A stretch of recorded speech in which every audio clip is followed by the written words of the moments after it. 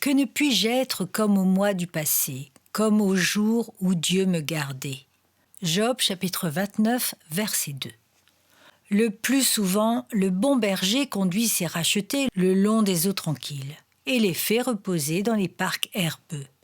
Cependant, il permet parfois qu'ils soient errants dans un désert où il n'y a point de chemin et où ils ne trouvent aucune ville habitée.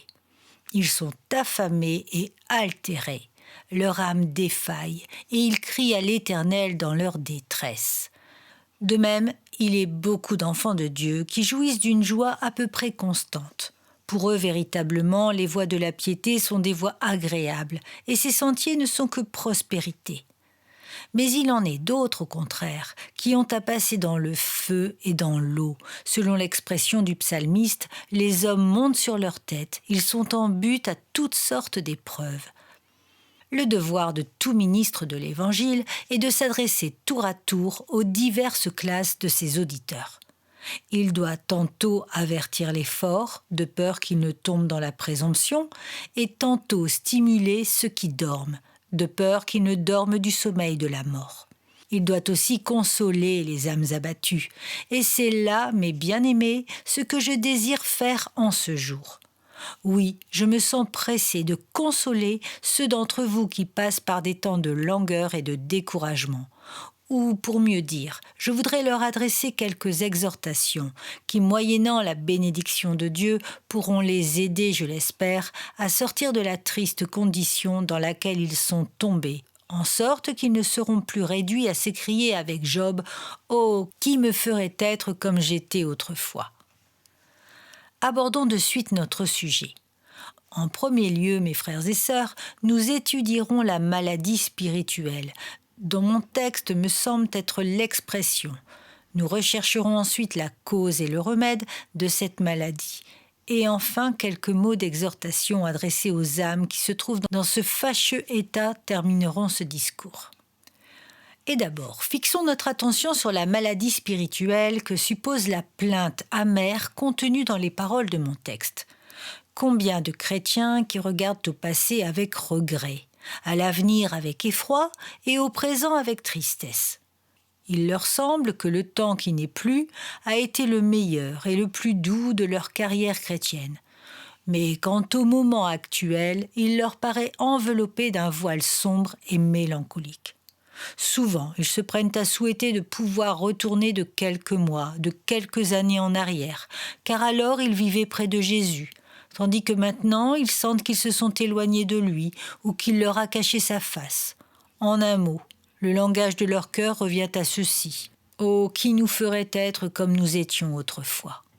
De même que toute maladie, soit physique, soit morale, celle qui nous occupe ne présente pas toujours les mêmes caractères. Je vais essayer de décrire successivement quelques-unes de ces phases les plus ordinaires. Voici un homme qui a perdu l'assurance de son adoption. Entendez-le répétant dans l'amertume de son âme « Oh, qui me ferait être comme j'étais autrefois ?» Écoutez son triste soliloque. « Ah, pourquoi les jours passés ne peuvent-ils plus revenir ?» s'écrie-t-il. « Alors je n'avais aucun doute de mon salut. À celui qui m'aurait demandé raison de l'espérance qui était en moi, j'aurais répondu avec douceur et respect. Nulle crainte ne me troublait, nulle frayeur ne m'agitait. Je pouvais dire avec Paul « Je sais en qui j'ai cru » et avec Job « Je sais que mon Rédempteur est vivant. » Je sentais que j'étais assis sur le rocher qui est Christ et mon âme pleine d'une joyeuse confiance était toujours prête à chanter. Si l'Éternel est ma retraite, qui pourrait me troubler encore ? Pourquoi craindrais-je la tempête quand je suis sûr d'entrer au port ? Appuyé sur Emmanuel, que me ferait l'homme mortel ? Mais hélas, que tout est changé. Autrefois mon ciel était sans ombre, aujourd'hui les nuages le couvrent. Autrefois je voyais en quelque sorte mon nom écrit dans les cieux, aujourd'hui je tremble d'y lire un jour ma condamnation. Autrefois je croyais me confier sincèrement en Christ, mais aujourd'hui je suis constamment assailli par l'affreuse pensée que j'étais un hypocrite qui trompait les autres et se séduisait lui-même. Il est vrai que j'essaie encore d'espérer au Seigneur, et si je ne puis plus me réjouir à la clarté de sa face, du moins je me réfugie à l'ombre de ses ailes. Je sens que hors de Christ, il n'y a point de salut, et que si je m'éloigne de lui, c'en est fait de moi. Mais ô misérable que je suis, quelles sont épaisses les ténèbres qui m'environnent. Comme Paul au milieu de la tempête, que de jours sans soleil et de nuits sans étoiles n'ai-je pas dû traverser. J'ai perdu les arts de mon salut, le gage de mon adoption. Je ne possède plus le témoignage intérieur que je suis un enfant de Dieu. En un mot, je crains de m'être fait illusion jusqu'à présent sur mon véritable état. Je crains d'avoir pris de simples impressions charnelles pour l'œuvre de la grâce et attribué à Dieu le Saint-Esprit ce qui n'était que le fruit de mon imagination. Tel est, mes chers amis, un des cas les plus fréquents de la grande maladie spirituelle que nous étudions. En voici un second également très ordinaire. Voyez ce chrétien qui demande à son tour « Oh, qui me ferait être comme j'étais autrefois ?» Il gémit, non pas comme l'autre parce qu'il a perdu le sentiment de son adoption, mais parce qu'il se laisse troubler par des soucis terrestres. Où est-elle, se dit-il avec douleur, où est-elle cette paix délicieuse qui naguère encore remplissait mon âme? Que sont-ils devenus ces jours bénis où peines et épreuves étaient pour moi moins que rien? Je disais constamment en mon cœur: j'accepte, ô Père, par avance, le lot que tu m'assigneras. En toi j'ai mis ma confiance, fais de moi ce que tu voudras. Je sentais que sans murmure, j'aurais pu faire au Seigneur le sacrifice de toutes choses, et que s'il m'eût enlevé ce que j'aimais le plus au monde, j'aurais dit avec Job: l'Éternel l'avait donné, l'Éternel l'a ôté, que le nom de l'Éternel soit béni. L'avenir ne m'inspirait aucune inquiétude. Comme un enfant dans les bras de sa mère, je reposais tranquille sur le sein de mon Dieu. L'Éternel pourvoira, me disais-je. Je me déchargeais sur lui de tout ce qui me concernait. J'allais chaque jour à mon travail, sans m'inquiéter du lendemain. J'étais semblable au passereau qui se réveille à l'aurore, ne sachant d'où lui viendra sa nourriture, mais qui n'en gazouille pas moins son hymne matinal à celui qui nourrit les oiseaux de l'air. Sans crainte, je remettais entre les mains du Seigneur mes intérêts les plus chers. Ma femme, mes enfants, ma vie même. Chaque matin, je priais ainsi: « Seigneur, je ne crois point avoir de volonté propre. Toutefois, si j'en avais, je te dirais encore, non point ce que je veux, mais ce que tu veux. Ta volonté sera la mienne, ton désir sera mon désir. » Mais, ô regret, ô douleur, qui me fera être comme j'étais autrefois? Qui me rendra ma confiance en Dieu, ma douce quiétude, ma sérénité d'esprit? Maintenant, un rien me chagrine. Mes affaires temporelles me troublent. La perte la plus minime suffit pour m'attrister. Tandis qu'autrefois j'aurais supporté sans me plaindre, et même en bénissant Dieu, une perte 20 fois plus considérable. Si le moindre nuage vient assombrir mon horizon, mon âme en est comme écrasée. Pareil à un enfant impatient et volontaire, je voudrais que tout marchât au gré de mes désirs. Je ne puis plus dire avec sincérité que je remets toutes choses à mon Père céleste. Il y a un certain interdit que je me réserve. Enlacée autour de mon cœur croît la plante vénéneuse appelée l'amour du moi. Ses racines ont pénétré jusqu'aux muscles et aux nerfs de mon âme. Il y a quelque chose que je chéris plus que Dieu, quelque chose dont je refuserais de lui faire le sacrifice s'il me le demandait. Autrefois, quelque lourde qu'eût pu être ma croix, je n'aurais pas, comme aujourd'hui, plié sous le fait, comme le Seigneur l'eût porté avec moi. Oh, comment ai-je pu oublier la céleste science de se décharger de ses soucis sur l'Éternel, de déposer tout fardeau sur le rocher inébranlable des siècles? Oh, si je savais, comme jadis, répandre devant Dieu mes peines et mes tristesses! Ô douce confiance en mon Sauveur qui me rendait si heureux, que ne donnerais-je pas pour te posséder encore? Tel autre chrétien déplore peut-être la tiédeur qu'il apporte dans la maison de Dieu et le peu de jouissance que lui procurent les moyens d'édification. Écoutez les plaintes qui s'exhalent de son cœur à ce sujet. Autrefois, s'écrie-t-il, quand je montais dans la maison de Dieu, combien mon âme était joyeuse. J'écoutais avec avidité le message du salut. Quand le serviteur de Christ parlait, je craignais de perdre une seule de ses paroles. Il me semblait qu'un ange s'adressait à moi du haut du ciel. Que de fois, en entendant parler de l'amour du Sauveur, des larmes brûlantes n'ont-elles pas sillonné mes joues? Que de fois mes yeux n'ont-ils pas étincelé d'ardeur lorsqu'une parole de foi et d'espérance faisait vibrer mon âme tout entière? Et les sabbats de mon Dieu, avec quel transport je saluais leur retour. Jour du Seigneur, j'ouvre mon cœur à ta douce lumière, m'écriai-je au matin du Saint-Jour. Puis, lorsque de saints cantiques faisaient retentir les parvis du Seigneur, quelle voix était plus joyeuse que la mienne? Le cœur content, l'âme restaurée, je quittai le sanctuaire pour aller raconter à mes amis, à mes voisins, les glorieuses vérités que je venais d'entendre.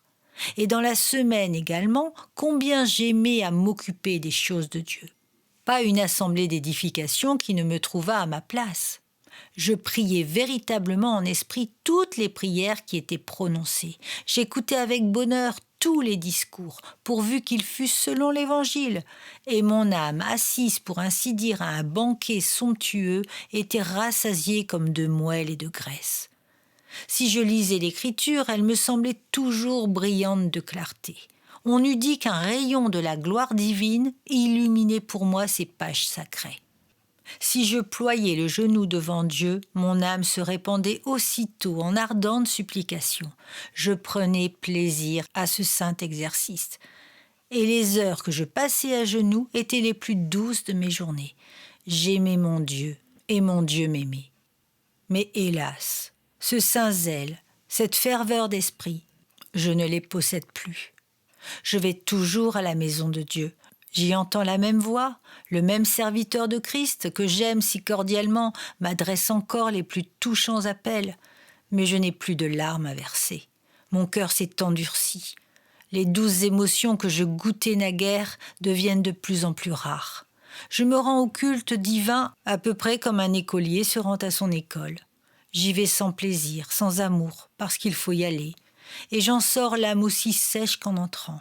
Lorsque je cherche à m'entretenir en secret avec mon Père céleste, il semble en vérité que les roues de mon char aient été enlevées, tant il se meut pesamment.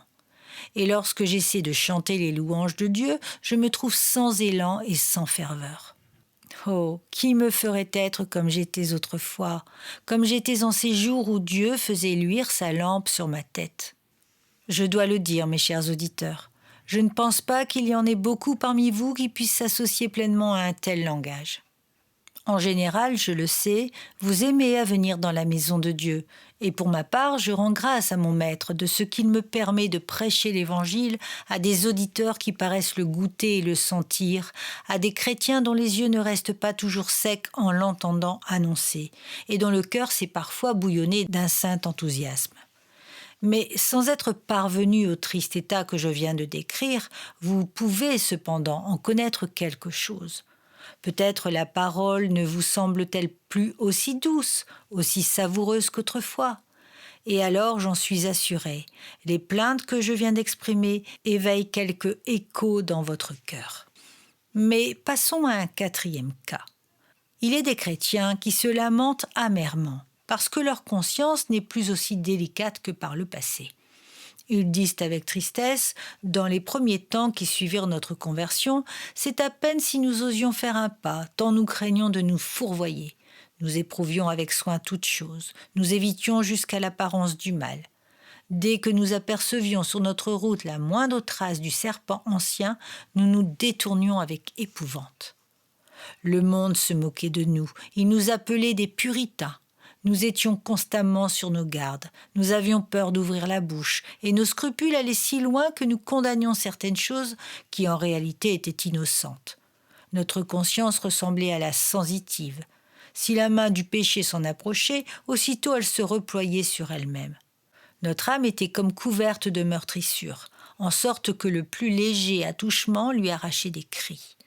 Offenser Dieu nous paraissait être le malheur suprême.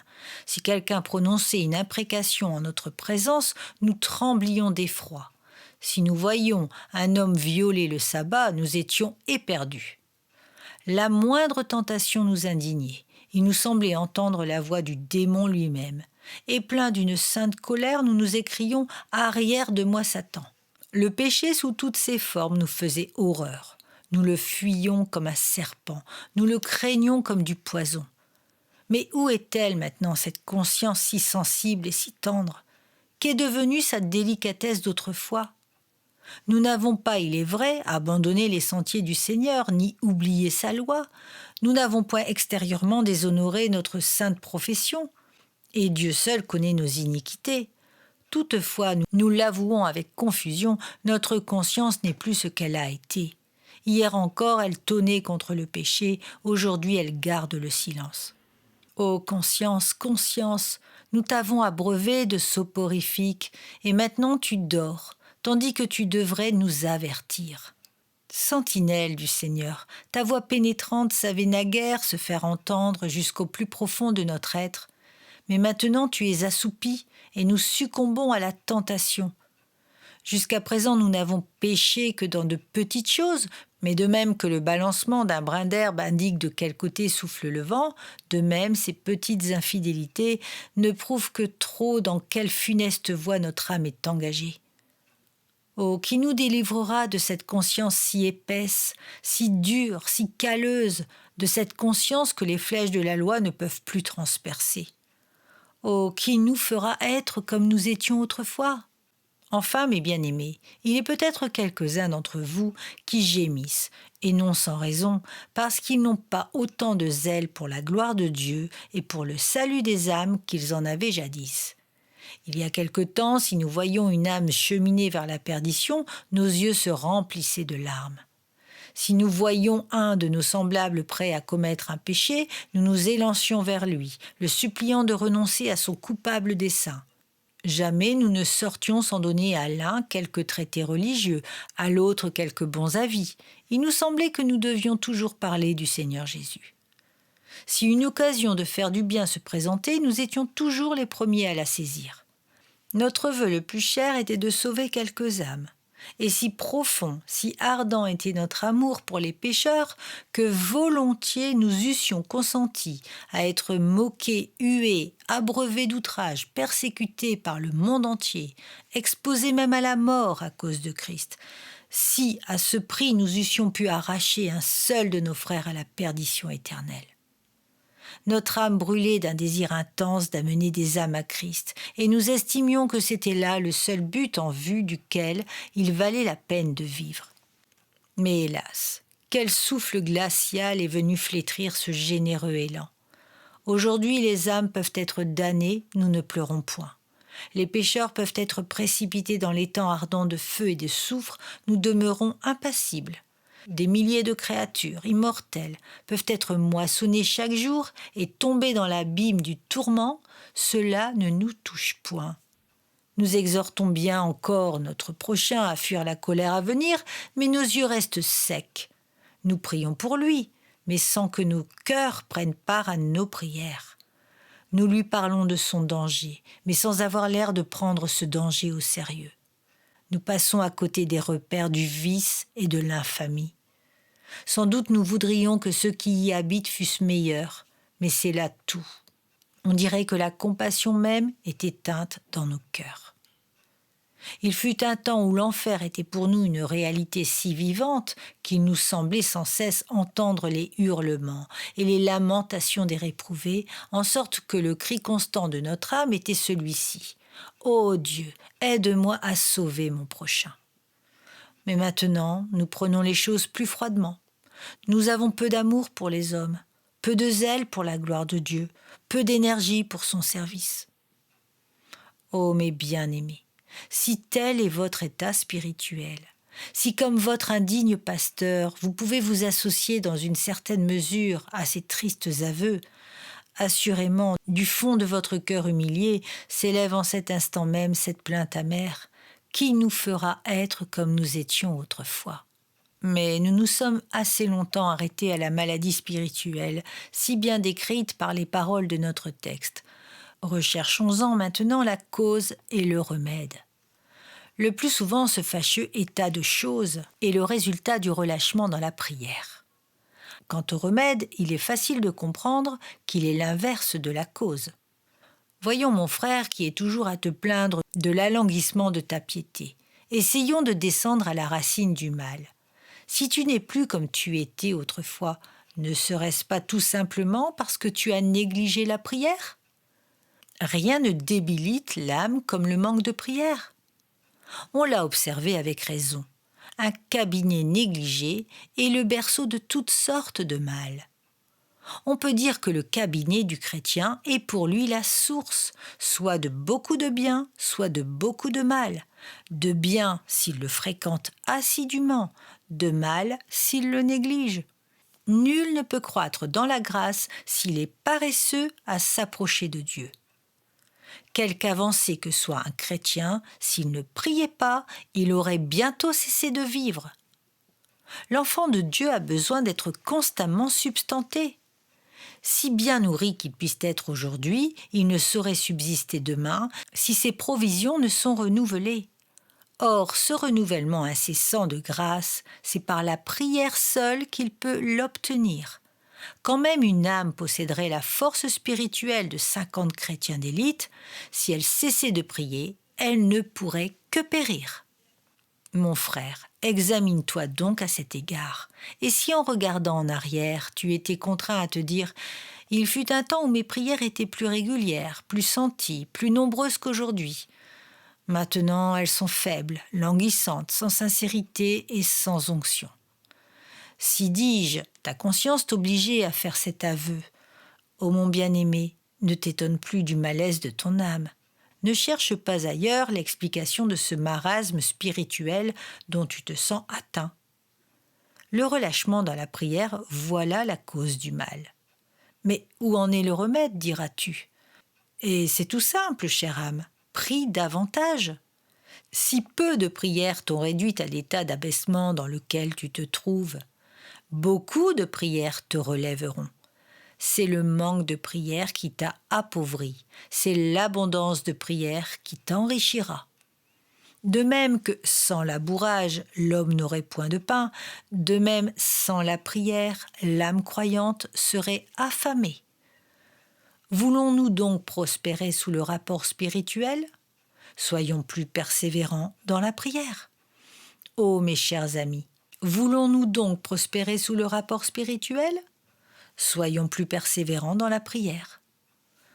Ô mes chers amis, la pierre de la muraille ne pourrait-elle pas crier contre nous et la paroi nous condamner ? Car la prière crie du milieu de la muraille et le bois qui lie la charpente lui répond. Habacuc, chapitre 2, verset 11.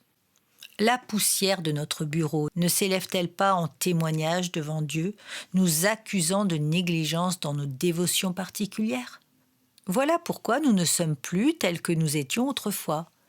Ce qu'est pour une machine à vapeur le feu qui entretient son mouvement, la prière alimentée par le Saint-Esprit l'est pour le chrétien.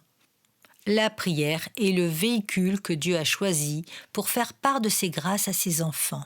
Et bien insensé est celui qui la néglige. Mes frères, permettez-moi d'insister sur ce point, car il est de la plus haute importance.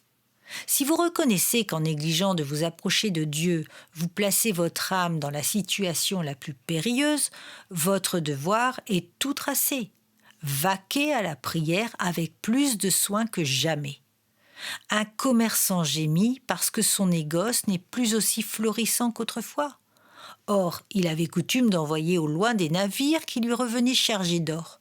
Mais depuis longtemps, pas un seul n'a mis la voile. A-t-il donc le droit de se plaindre de ce qu'il ne reçoit plus de précieux chargements ? De même, lorsqu'un homme prie, il envoie vers le ciel un navire qui lui revient chargé des plus riches trésors. Mais si, au lieu de cela, il laisse son navire amarré dans le port, est-il étonnant qu'il s'appauvrisse de jour en jour ? Mais le fâcheux état spirituel qui nous occupe peut avoir d'autres causes. Si vous êtes réduit à vous écrier « Oh, qui me ferait être comme j'étais autrefois », peut-être est-ce moins votre faute que la faute de vos conducteurs spirituels. Oui, mes chers amis, il n'est pas impossible qu'une âme devienne très gravement malade par suite de la mauvaise nourriture que lui donne son pasteur.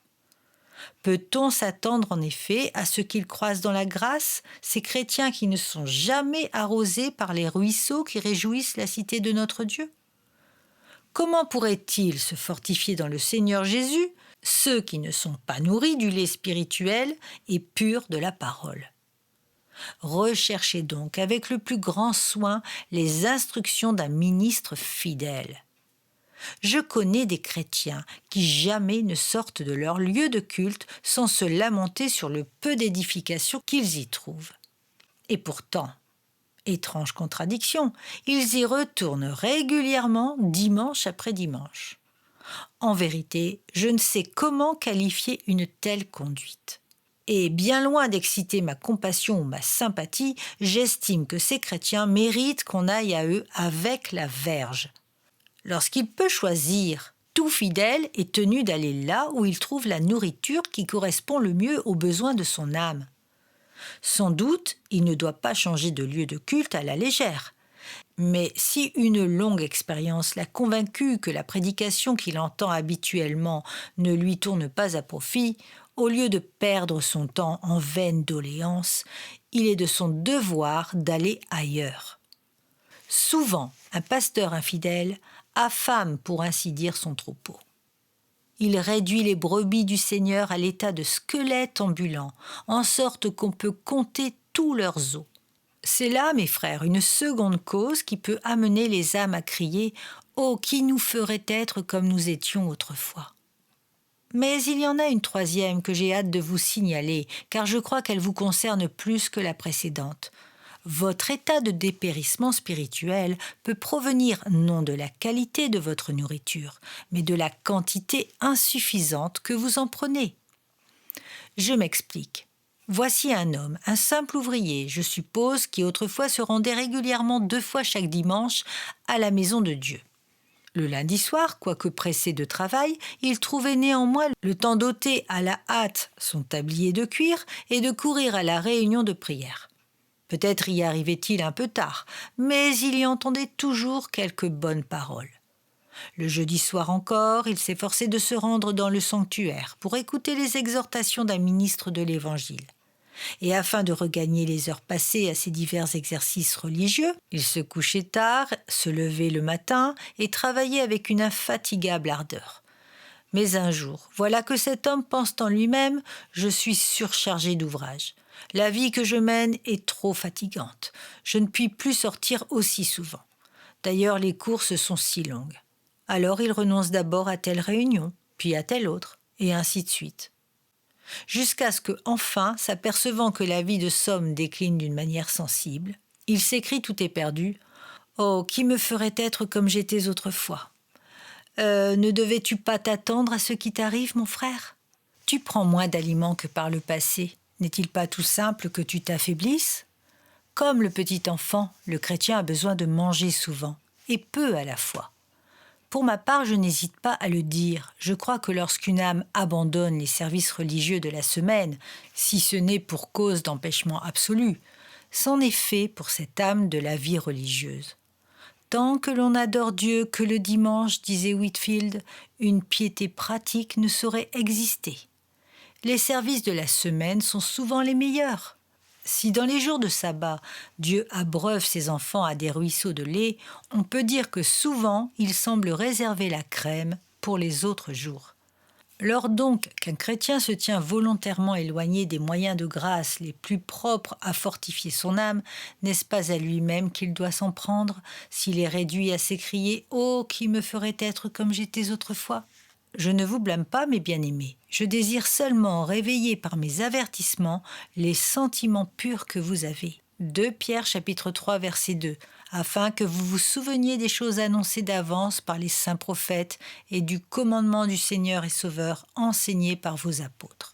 Je vous parle en toute simplicité comme en toute franchise, et j'ai toujours l'intention d'en agir ainsi.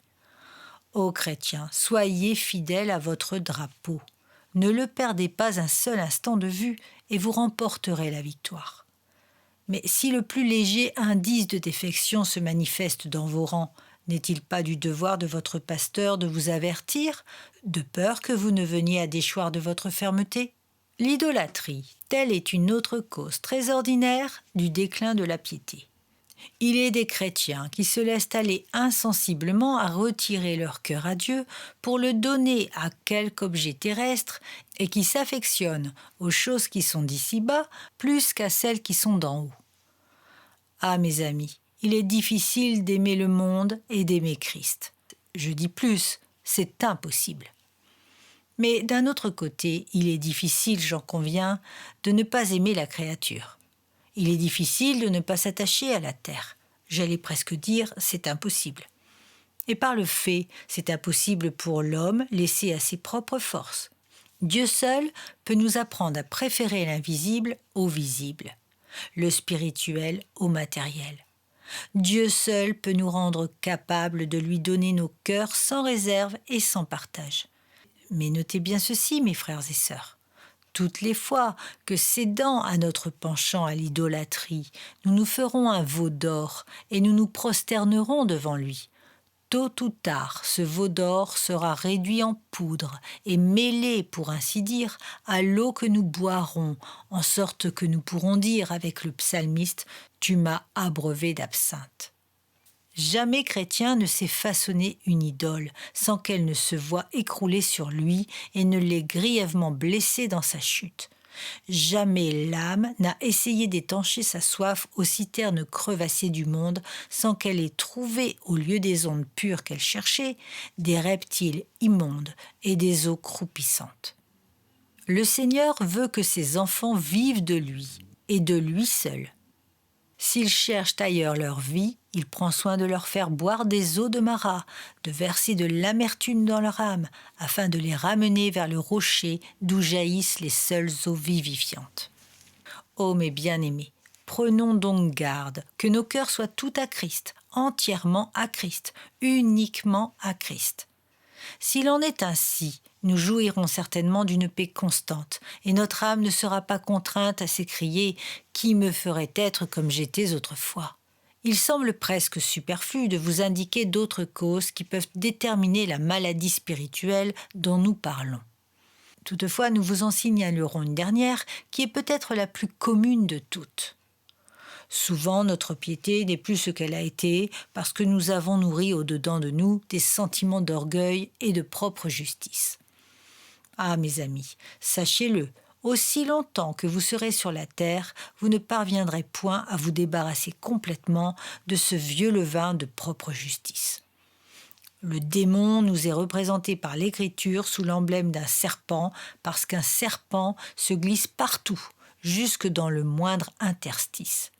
De même, la propre justice peut être comparée à un serpent, car elle s'insinue jusque dans les moindres de nos actions.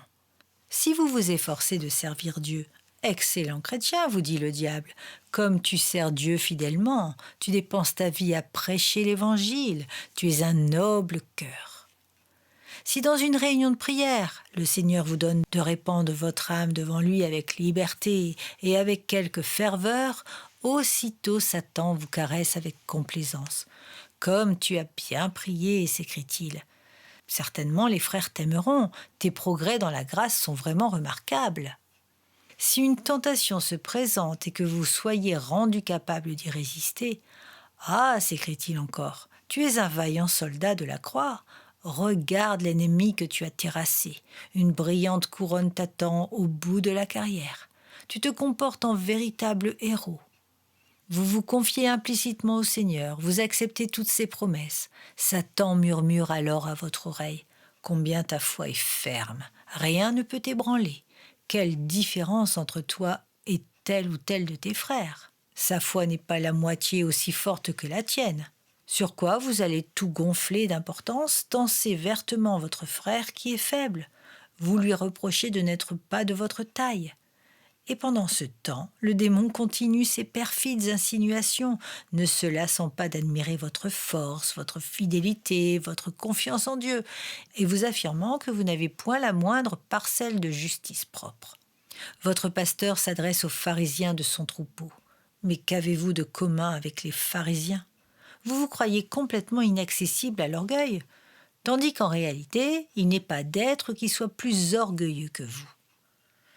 Ah, mes bien-aimés, c'est justement lorsque nous nous estimons humbles que nous sommes enflés d'orgueil. Et lorsque nous gémissons le plus sur notre orgueil, c'est alors que nous sommes le plus humbles. En général, notre appréciation de nous-mêmes est le contre-pied de la vérité. Quand le chrétien se croit le plus mauvais, il est souvent le meilleur. Et quand il se croit le meilleur, il est souvent le plus mauvais. Si donc vous reconnaissez avec douleur que vous n'êtes plus tel que vous étiez autrefois, examinez si des sentiments de propre justice ne se sont point glissés dans votre âme. Peut-être le flambeau de votre vie spirituelle est-il obscurci par l'orgueil. Débarrassez-le donc de cet orgueil, et il brillera comme auparavant. Tu volais trop haut, mon frère. C'est pourquoi il convient que tu sois humilié pour un temps, afin que, comme un pécheur coupable et perdu, tu ailles de nouveau t'abattre aux pieds de ton Sauveur. Alors n'en doute pas, tu n'auras plus à t'écrier « Oh, qui me ferait être comme j'étais autrefois !» Et maintenant, je termine par quelques mots d'exhortation. En premier lieu, mes chers amis, je me sens pressé de vous exhorter à prendre courage. L'un de vous se dit peut-être en ce moment même « Oh, c'en est fait, jamais je ne recouvrerai le bonheur que j'ai perdu. Le Seigneur m'a caché la clarté de sa face. J'ai contristé son esprit, et il s'est éloigné. Je me suis joué de ses avertissements, et il m'a abandonné.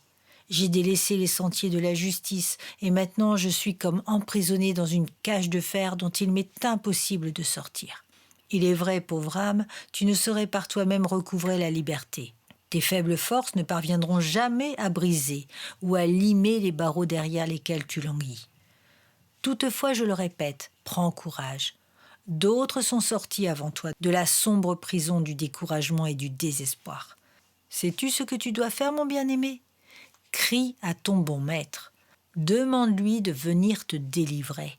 Et quand même il semblerait pendant longtemps fermer l'oreille à tes cris de détresse, il t'entendra à la fin, n'en doute pas, en sorte qu'avec Jonas, tu pourras bientôt entonner ce chant de délivrance.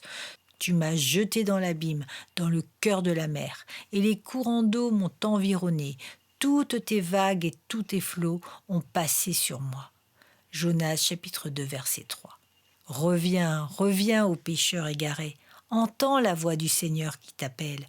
Vers lui déjà n'es-tu pas attiré par les cordeaux de son amour fidèle ? En second lieu, mes amis, je désire vous exhorter à faire tous vos efforts pour progresser continuellement dans la vie spirituelle. Ô chrétiens, mes frères et mes sœurs en Jésus-Christ, combien en est-il parmi vous dont toute l'ambition consiste à se soustraire à la colère à venir ? Combien en est-il qui disent « Pourvu que je sois sauvé, peu m'importe que ce soit comme au travers du feu. Pourvu que l'entrée du ciel ne me soit pas refusée, peu m'importe si je suis à la dernière place. » Et ceux qui parlent ainsi se conduisent en conséquence, c'est-à-dire qu'ils sont aussi peu chrétiens que possible. De la piété, ils en veulent bien, mais avec modération. Oh, qu'est-ce que la modération en matière de piété ? C'est un mensonge, c'est une dérision et rien de plus. Une femme demande-t-elle à son mari de l'aimer avec modération ? Un père se contente-t-il que son fils soit modérément obéissant ? Une probité modérée vous satisfait-elle chez vos serviteurs ? Évidemment non. Que parlez-vous donc d'une piété modérée ? Être modérément religieux, ce n'est autre chose qu'être irreligieux. Posséder une religion qui ne pénètre pas jusqu'au fond du cœur et qui n'exerce point d'influence sur la vie, c'est par le fait n'avoir aucune religion. Ah, mes chers auditeurs, vous le dirai-je, je tremble souvent à la pensée que parmi vous, il en est un grand nombre qui n'ont que l'apparence de la piété.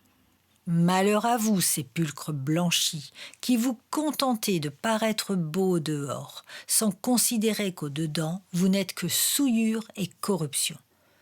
Malheur à vous, pharisiens formalistes, qui nettoyez le dehors de la coupe et du plat, et qui vous persuadez avoir assez fait, parce que ni l'Église ni le monde ne peuvent élever contre vous aucune accusation grave.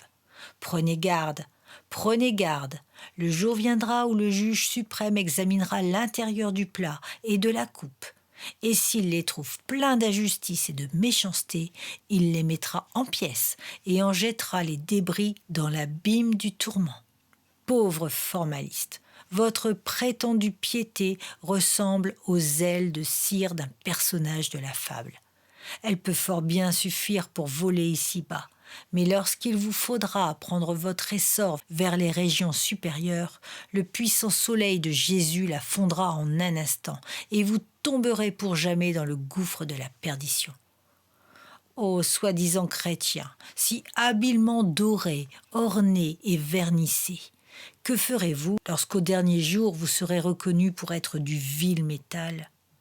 Quand la paille, le foin et le chaume auront été consumés, que deviendrez-vous, je vous le demande, si votre christianisme est de mauvais aloi, s'il n'a pas été frappé au coin du Très-Haut ?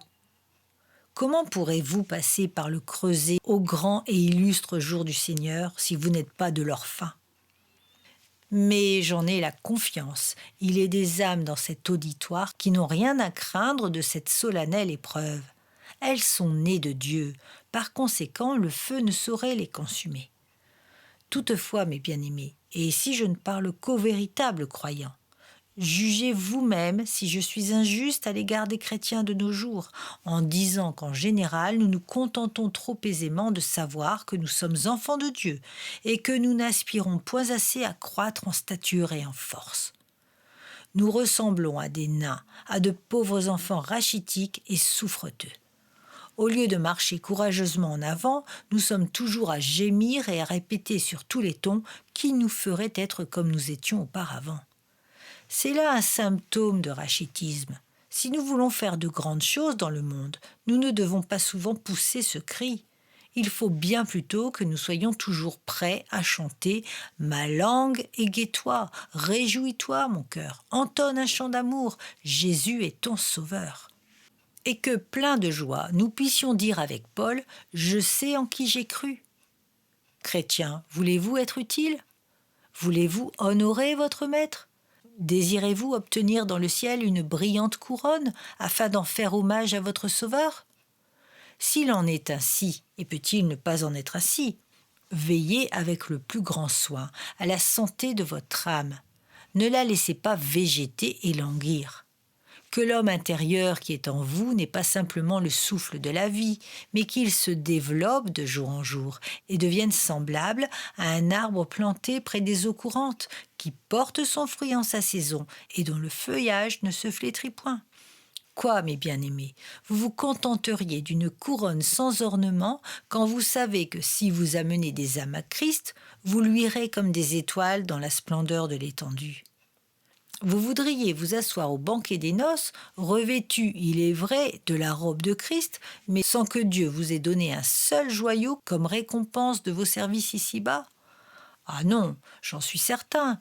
Vous désirez au contraire, n'est-il pas vrai, que l'entrée du royaume éternel vous soit abondamment accordée ?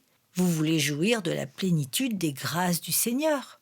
À l'œuvre donc, mes bien-aimés, à l'œuvre avec ardeur et courage. À celui qui aura fait valoir 5 talents, 5 villes seront données, et que personne ne se contente de posséder un seul talent, mais qu'il le place à intérêt.